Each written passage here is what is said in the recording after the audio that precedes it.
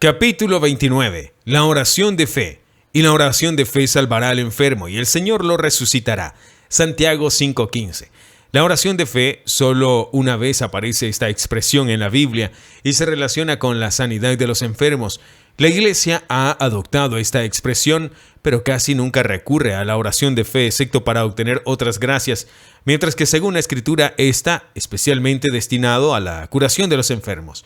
¿Espera el apóstol sanidad a través de la solamente oración de fe?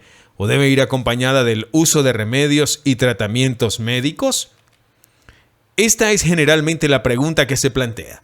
Se decide fácilmente si tomamos en consideración el poder de la vida espiritual de la Iglesia en las primeras épocas. Los dones de sanidad otorgados a los apóstoles por el Señor, aumentados por el posterior derramamiento del Espíritu Santo.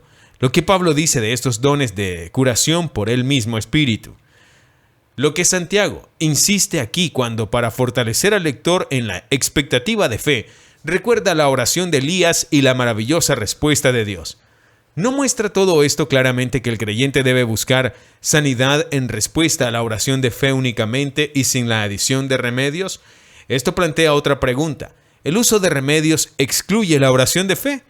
Creemos que nuestra respuesta debería ser no, porque la experiencia de muchos creyentes testifica que en respuesta a sus oraciones, Dios a menudo ha bendecido el uso de tratamiento médico y lo ha convertido en un medio de sanidad. Llegamos aquí a una tercera pregunta. ¿Cuál es la línea para seguir y comprobar con la mayor certeza y según la voluntad de Dios la eficacia de la oración de fe? ¿Se trata, según Santiago, de dejar de lado todos los remedios o de utilizarlos como lo hacen la mayoría de los creyentes?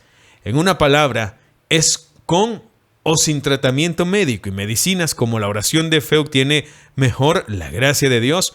¿Cuál de estos dos métodos será más directamente para la gloria de Dios y para la bendición del enfermo? No es perfectamente sencillo responder que si la prescripción y la promesa en Santiago se aplican a los creyentes de nuestro tiempo, encontrarán bendición al recibirlas, tal como fueron dadas a los creyentes de entonces, conformándose a ellas en todos los puntos esperados. ¿Curación solo de el Señor mismo sin probar también remedios? De hecho, es en este sentido en el que la Escritura habla siempre de fe eficaz y de oración de fe. Tanto las leyes de la naturaleza como el testimonio de las Escrituras nos muestran que Dios a menudo hace uso de agentes intermediarios para manifestar su gloria. Pero ya sea por experiencia o por las Escrituras, sabemos también que bajo el poder de la caída y el reino de nuestros sentidos, nuestra tendencia es dar más importancia a los remedios que a la acción directa de Dios.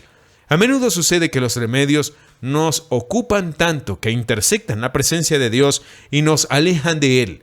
De esta manera, las leyes y propiedades de la naturaleza que debían devolvernos a Dios tienen el efecto contrario. Por eso el Señor, al llamar a Abraham a ser padre de su pueblo escogido, no se limitó a las leyes de la naturaleza. Dios formaría para sí un pueblo de fe que viviría más en lo invisible que en lo visible. Para guiarlos a esta vida, fue necesario quitarles la confianza de los medios ordinarios.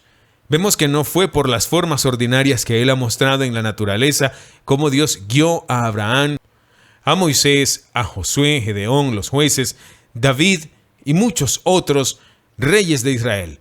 Su objetivo era enseñarles con esto a confiar solo en Él, a conocerlo tal como Él es. Tú eres el Dios que hace maravillas. Salmos 77:14. Dios desea actuar de manera similar con nosotros.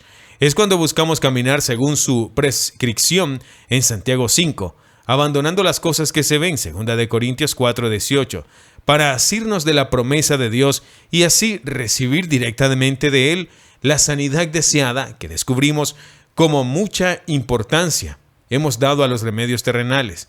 Sin duda hay cristianos que pueden hacer uso de los remedios sin dañar su vida espiritual, pero la mayor parte de ellos se inclina a contar mucho más con los remedios que con el poder de Dios.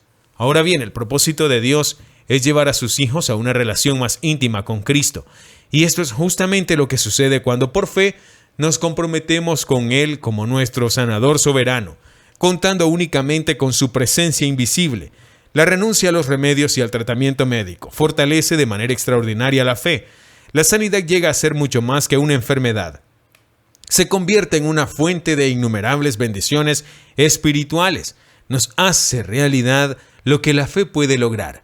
Establece un nuevo vínculo entre Dios y el creyente e inicia en él una vida de confianza y dependencia. El cuerpo, al igual que el alma, es puesto bajo el poder del Espíritu Santo. La oración de fe, que salva a los enfermos, de esta manera nos conduce a una vida de fe fortalecida por la seguridad de que Dios manifiesta su presencia en nuestra vida terrenal.